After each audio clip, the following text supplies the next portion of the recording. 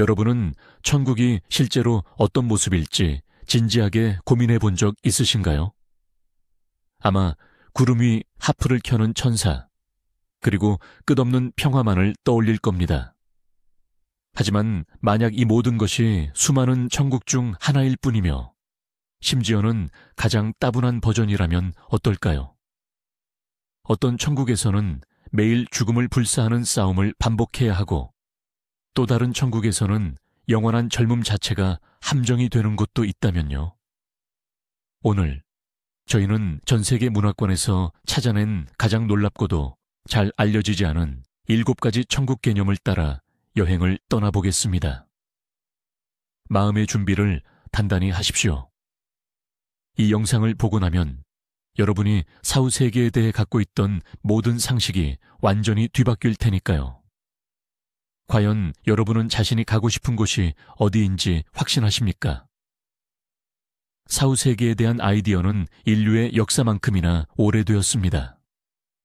최초의 인류가 별을 바라보며 영혼을 고민했던 순간부터 우리는 삶의 마지막 선 너머에 무엇이 기다리고 있을지 계속해서 탐구해 왔습니다. 모든 문화, 모든 문명은 미지의 세계를 안내하는 자신만의 사후세계 지도와 길잡이를 만들어냈죠. 이 지도는 그들이 가진 두려움뿐만 아니라 가장 간절한 소망까지 고스란히 담고 있습니다. 어떤 이들에게 천국은 지상의 삶이 이어지는 곳이었습니다. 다만 질병과 근심 걱정이 없는 완벽한 형태로 말이죠. 또 다른 이들에게는 우주와 완전히 하나가 되는 절대적인 영적 합일의 장소였습니다. 그리고 또 어떤 이들에게는 장소가 아닌 단순히 하나의 상태에 불과했습니다. 이러한 개념들을 이해하는 것은 그들의 가치관, 희망, 그리고 그들이 최고의 선샤인이라고 여겼던 것이 무엇인지, 즉 그 민족 전체를 이해하는 핵심 열쇠가 됩니다. 그러니 이제 고정관념을 버리고 인류의 상상력이 빚어낸 놀라운 세계들을 함께 탐험해 봅시다. 자, 이제 고대 이집트로의 여행을 시작해 보겠습니다. 우리가 도착할 곳은 이알루 평원 또는 갈대바티라고 불리는 곳입니다. 이곳은 단순한 천국이 아닙니다. 나일강 계곡을 완벽하게 재현해 놓은 이상적인 복사본이죠. 상상해 보세요. 항상 풍년인 비옥한 땅, 물고기가 가득한 강, 그리고 언제나 화창한 날씨 말입니다. 하지만 여기에 입장하려면 역사상 가장 혹독한 심사 과정 중 하나를 거쳐야 했습니다. 여러분의 심장은 저울의 한쪽에 올려지고 다른 쪽에는 진실의 여신 마하트의 깃털이 놓였습니다. 만약 죄로 무거워진 심장이 이 가벼운 깃털보다 더 무겁다면 모든 것은 끝이었습니다. 여러분의 영혼은 악어와 사자, 그리고 하마가 합쳐진 끔찍한 혼종 괴물, 암마트에게 잡아먹혔습니다. 이것이야말로 최종적인 죽음, 완벽한 망각을 의미했습니다. 영원한 삶에 집착했던 이집트 사람들에게 이보다 더 무서운 결과는 없었을 것입니다. 이 장면에서 마하트의 저울과 괴물 암마트를 보여줄 수 있습니다. 하지만 만약 당신이 올바르게 살았다면 당신의 심장은 깃털보다 가벼울 겁니다. 축하드립니다. 합격입니다. 이제 당신은 아루, 즉 갈대밭의 들판에서 영혼을 보내게 됩니다. 그렇다면 거기서 뭘 해야 할까요? 여기서 흥미로운 점이 나옵니다. 게으름은 절대 없다는 겁니다. 당신은 지상에서 했던 것과 똑같이 일해야 했습니다.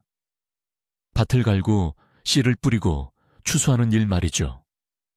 언뜻 보기엔 천국이라기엔 좀 거리가 멀어 보이죠. 하지만 딱 한 가지 차이가 있었습니다. 모든 일이 쉽고 즐거웠으며 수확량은 보통 때보다 3배나 많았습니다.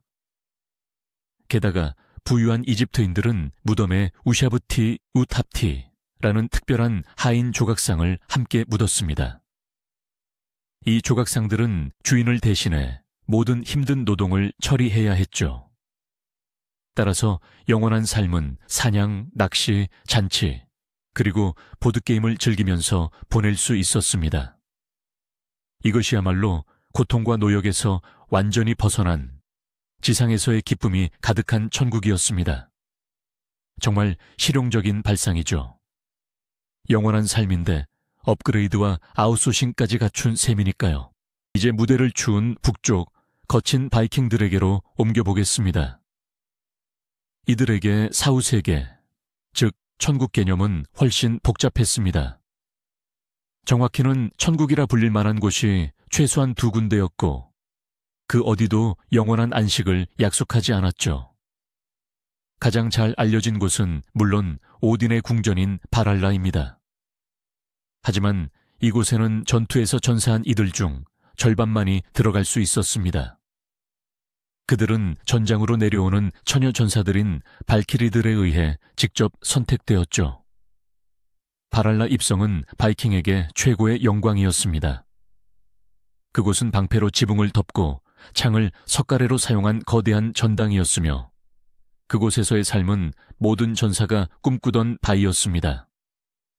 그들은 매일 아침 전장으로 나가 죽을 때까지 서로 격렬하게 싸웠습니다. 그리고 저녁이 되면 모두 기적처럼 되살아났고 거대한 식탁에 앉아 만찬을 즐겼죠.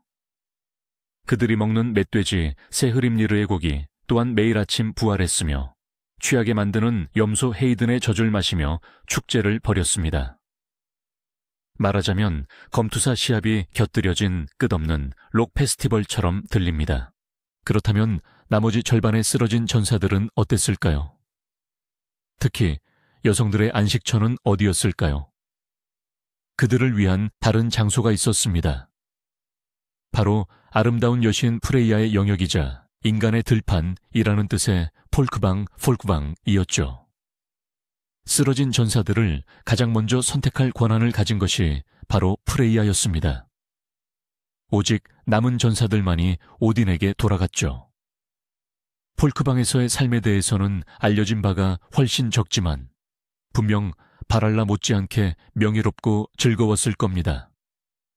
하지만 가장 중요한 점은 바랄라와 폴크방 모두 최종 목적지가 아니라 일종의 훈련소였다는 사실입니다.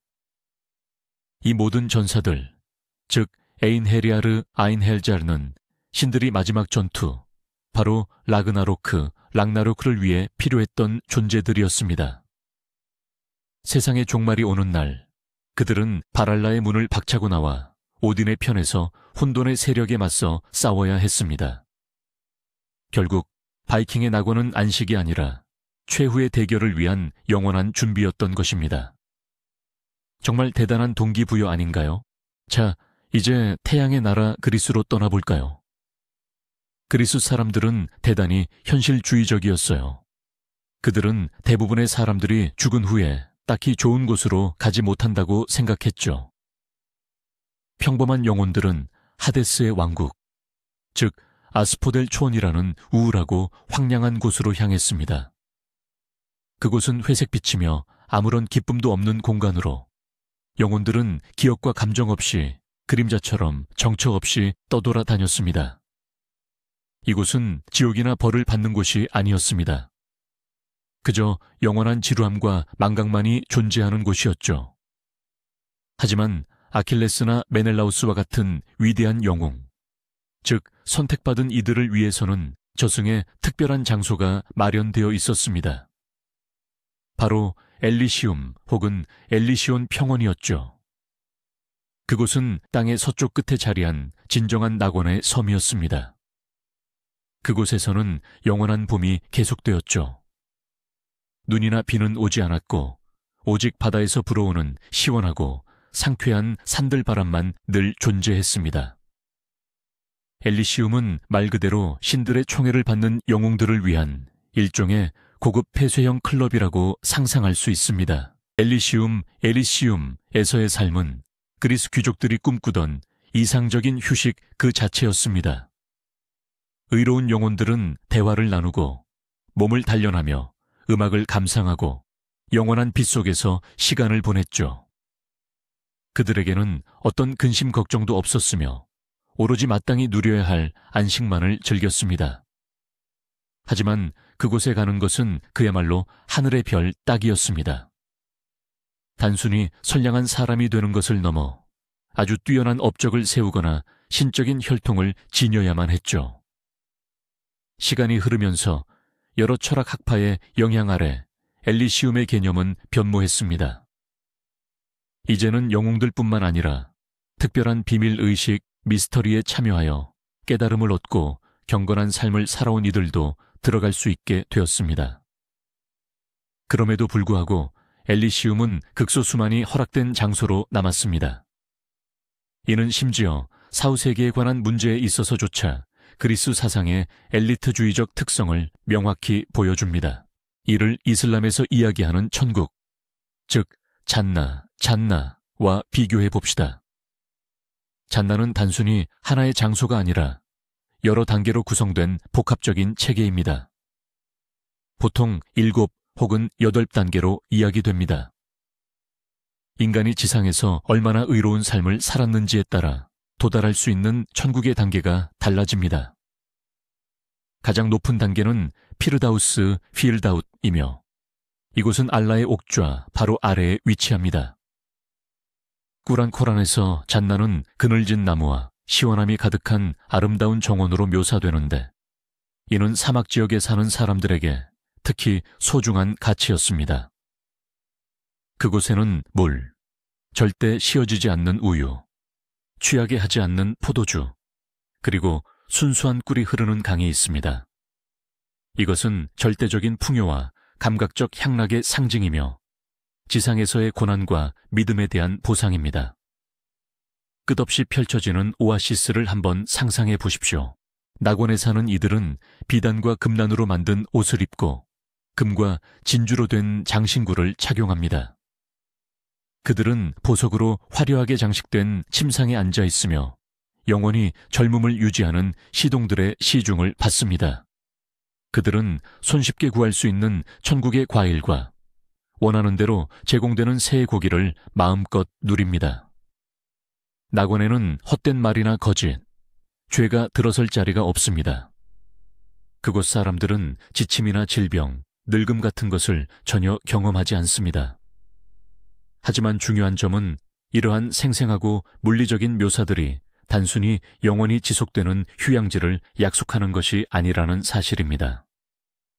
이는 절대적인 지복 칠후과 행복의 상태를 설명하기 위한 은유로 기능합니다. 다시 말해 인간의 언어로는 도저히 형언할 수 없는 것을 표현하려는 시도인 셈이죠. 천국의 정원을 묘사하는 서예 그림이나 세밀화 미니어처들이 바로 이러한 설명을 위한 시각적 자료로 활용될 수 있습니다.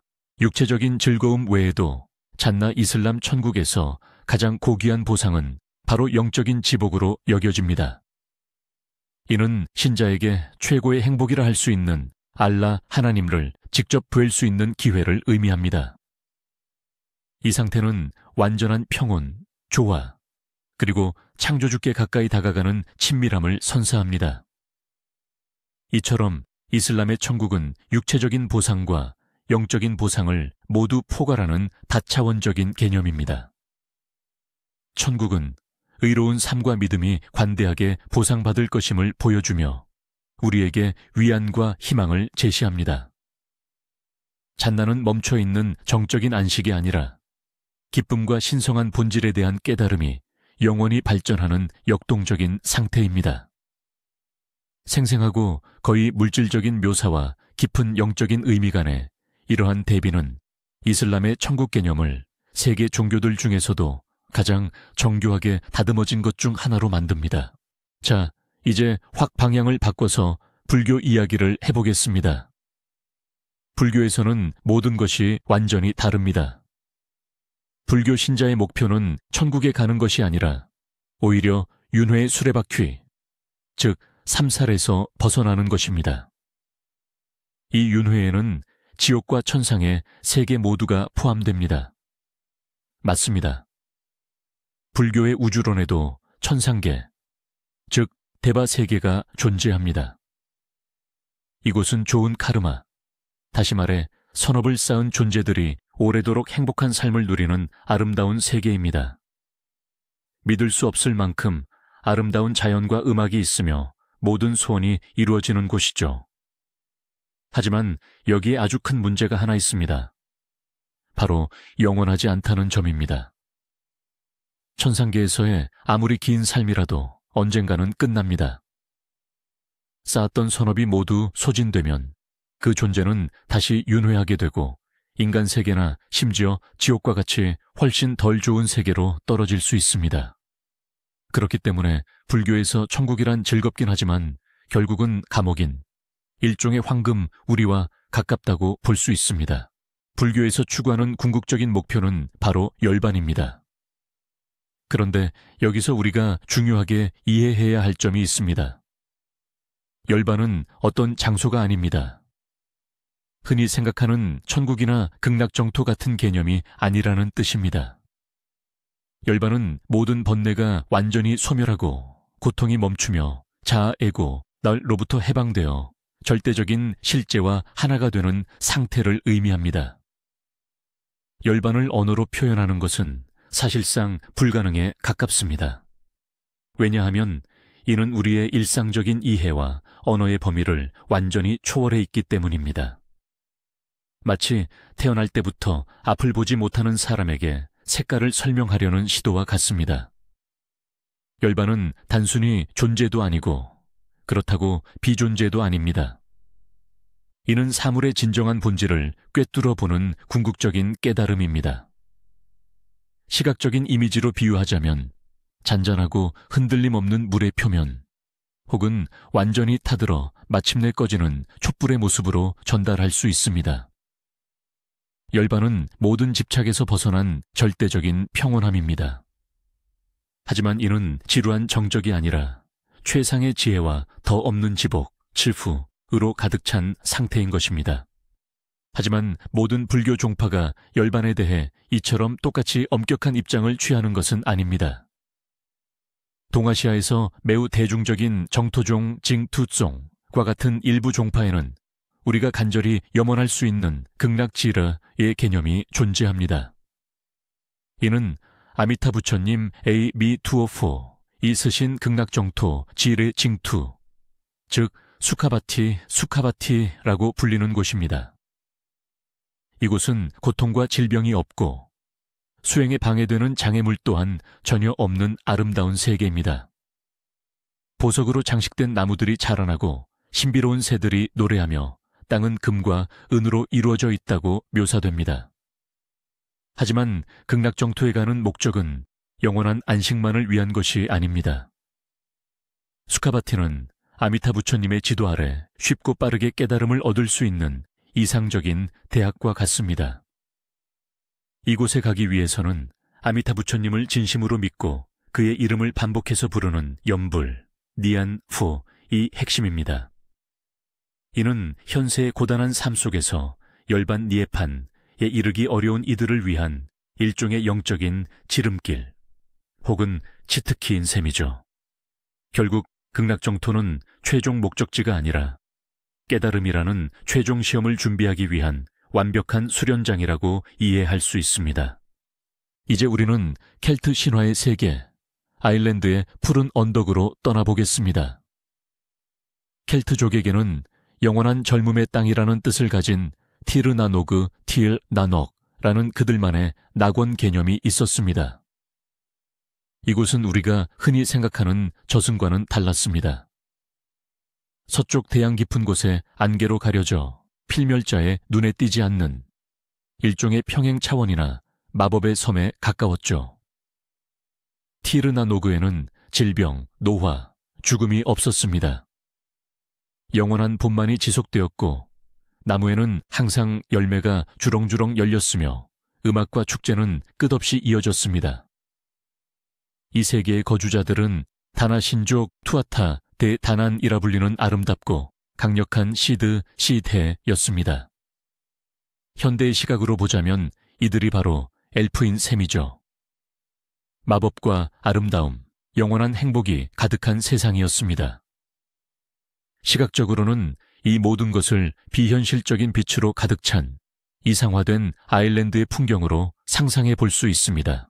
가끔 인간 영웅들은 티르나노그, 틸나녹에 발을 들이곤 했습니다. 대개는 영웅에게 반한 아름다운 요정이 그들을 유혹하여 자신의 세계에서 영원한 삶과 사랑을 약속했죠. 마치 동화처럼 들리지만 이 이야기에는 잔혹한 이면이 숨어 있었습니다. 티르나노그에서의 시간은 완전히 다른 속도로 흘러갔습니다. 영웅은 겨우 몇 년을 보냈다고 생각했지만 지상의 시간으로는 이미 수세기가 지나버린 것입니다. 그의 친구와 가족들은 오래전에 세상을 떠났고 그가 살던 왕국은 이미 폐허가 되어버렸죠. 그리고 가장 무서운 사실은 혹시라도 그가 돌아가기로 결심하고 고향 땅에 발을 디디는 순간 티르나노그에서 흘러가지 않았던 모든 세월이 한순간에 그를 덮쳐 순식간에 먼지로 만들어버린다는 점이었습니다.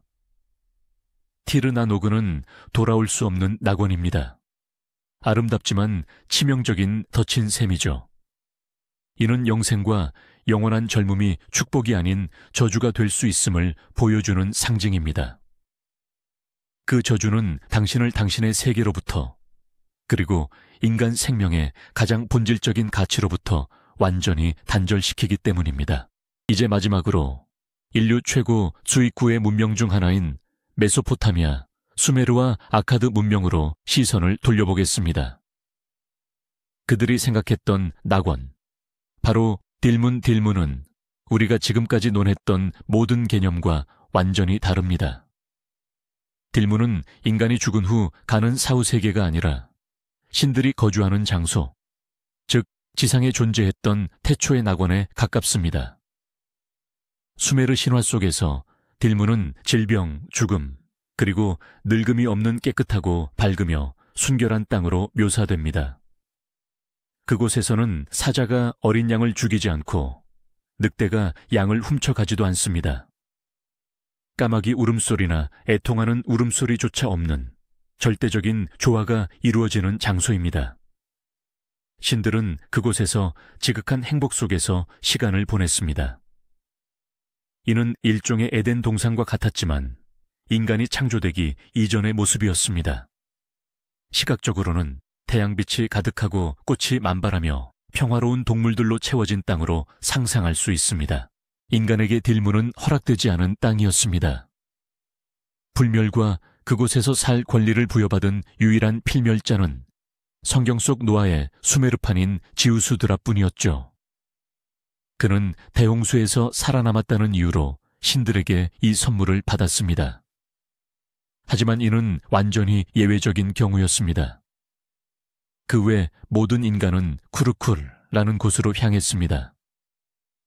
쿠르는 어둡고 먼지 쌓인 지하 세계로 죽은 자들의 그림자가 흙을 먹고 흙탕물을 마시는 비참한 곳이었습니다. 이렇듯 수메르인들에게는 신들의 세계와 인간의 세계 사이에 엄청난 강흙이 존재했습니다. 낙원은 있었지만 그것은 우리를 위한 것이 아니었습니다. 이러한 개념은 인간의 운명에 대한 상당히 비관적인 시각을 반영합니다. 영원하고 평온한 신들의 존재와 대비되어 인간의 삶이 얼마나 취약하고 유한한지를 극명하게 드러내는 것이죠. 그저 멀리서 바라볼 수만 있을 뿐 결코 들어갈 수 없는 낙원인 것입니다. 이제 이 개념들을 큰 틀에서 한번 살펴보겠습니다. 이 둘을 관통하는 공통점과 차이점은 무엇일까요? 이집트의 이알루 들판은 이상화된 현세의 삶이자 정의로운 삶에 대한 보상이었습니다. 여기서 가장 중요하게 여겨지는 가치는 질서와 안정성이죠. 이곳은 농부와 귀족 모두를 위한 낙원이었습니다. 반면에 그리스의 엘리시움은 영웅들만을 위한 그야말로 엘리트 클럽이었습니다. 개인의 업적과 명성을 중시하는 선택받은 자들을 위한 낙원이었죠. 고되고도 영광스러운 삶을 살았던 이들에게 주어지는 휴식인 것입니다. 이 두 낙원은 본질적으로 지상에서의 삶을 그대로 유지하고 개선한 형태입니다. 사회적 구조와 익숙한 활동들이 고스란히 보존되는 것이죠. 이는 그 문화권에서 가장 큰 축복이 고통과 결핍이 사라진 상태로 그들이 지상에서 소중히 여겼던 가치를 계속 이어가는 것임을 보여줍니다. 이는 매우 인간적이고 지극히 이해하기 쉬운 꿈입니다. 반면 북유럽 신화의 발할라는 완전히 다른 접근 방식을 보여줍니다. 이곳의 천국은 휴식이 아닌 최후의 전투를 위한 준비 과정입니다. 최고 가치는 용맹함, 족장에 대한 충성심, 그리고 대의를 위해 죽을 준비가 되어 있는 전사 정신이죠. 발할라는 역동적이고 에너지로 가득 차 있으며 뚜렷한 목적을 가진 낙원입니다. 이는 바이킹의 군사화된 사회상과 그들의 숙명론적인 세계관을 그대로 반영하죠. 한편 켈트 신화의 티르 나노그, 틸 나노그는 현실 도피적인 성격이 강한 낙원입니다. 영원한 젊음과 마법이 존재하는 환상의 세계로 도피하는 곳이죠. 하지만 이러한 도피에는 대가가 따릅니다. 바로 인간 세상과의 연결고리를 잃게 되는 것이죠. 이는 마법적이고 환상적인 것을 갈망하는 마음을 보여주지만 현실로부터 완전히 단절되는 것의 위험성 또한 경고하고 있습니다. 이러한 개념들은 낙원이 단순히 보상이 아니라 때로는 시련, 그리고 심지어 함정이 될 수도 있음을 시사합니다. 이슬람의 잔나트, 잔나와 불교의 니르바나, 닐바나는 훨씬 더 추상적이고 정신적인 개념으로 다루어집니다. 잔나트는 공적에 따라 보상이 주어지는 다단계 시스템입니다.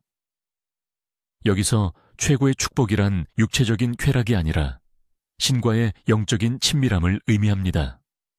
이는 믿음, 정의, 그리고 위계 질서의 중요성을 강조하는 부분이죠. 반면 불교는 한 걸음 더 나아갑니다. 불교는 아예 어떤 장소의 가치 자체를 부정합니다. 니르바나는 시스템으로부터의 탈출이자 아무리 즐거운 형태라 할지라도 모든 존재 형식으로부터의 완벽한 해방입니다. 이는 위로가 아닌 궁극적인 진리를 추구하는 철학자들을 위한 일종의 천국인 셈입니다. 이처럼 인류는 진정한 행복이란 무엇인가? 라는 근본적인 질문에 서로 다르게 답해왔습니다. 삶의 지속인가? 그 변형인가? 아니면 삶으로부터의 완전한 해방인가? 결국 우리가 살펴본 이 7개의 천국은 모두 거울과 같습니다. 이 거울에는 그 문화를 창조한 사람들의 가치관, 두려움, 그리고 염원이 고스란히 담겨 있죠. 이집트인들은 영원하고 질서 잡힌 나일강을 꿈꿨고 바이킹들은 끝없는 전투와 잔치를 염원했습니다. 그리스인들은 영웅들만을 위한 특별한 휴식을 그렸죠. 사막의 아랍인들은 그늘진 정원과 시원한 강물을 바랐으며 켈트족은 영원한 젊음이 머무는 마법의 섬을 상상했습니다. 반면 불교도들은 장소라는 개념 자체로부터의 해방을 추구했습니다. 그리고 수메르인들은 겸허하게 낙원은 자신들과는 상관없는 일이라 인정했죠. 이러한 천국 개념들을 탐구하면서 우리는 다가올 미래의 다양한 가능성뿐만 아니라 그보다는 인간 영혼의 가장 깊은 곳에 숨겨진 코드를 읽어내게 됩니다. 이를 통해 우리는 행복, 보상, 그리고 영원이라는 단어가 얼마나 다르게 해석될 수 있는지 목격합니다. 어쩌면 이것이 바로 우리가 이 여정에서 얻을 수 있는 가장 흥미로운 통찰일 것입니다. 자, 이렇게 단 몇 분 만에 저희는 완전히 다른 7가지의 천국을 여행해 봤습니다. 심장이 저울에 달리는 이집트의 들판부터 죽음이 그저 점심 식사 같은 휴식에 불과한 발할라까지, 그리스 영웅들의 엘리트 클럽부터 아예 장소조차 아닌 니르바나의 경지까지 말이죠. 저희는 천국이 보편적인 개념이 아니라는 것을 알 수 있었습니다. 그것은 질서, 용맹, 평화, 지식 또는 영원한 젊음처럼 사람들이 삶에서 가장 중요하게 여기는 가치들을 언제나 반영하고 있습니다. 그리고 아마도 가장 중요한 결론은 천국은 단순한 도착지라기보다는 수많은 문명에게 지금 이 순간을 어떻게 살아야 하는지를 알려주는 나침반이었다는 사실입니다. 끝까지 시청해 주셔서 정말 감사합니다.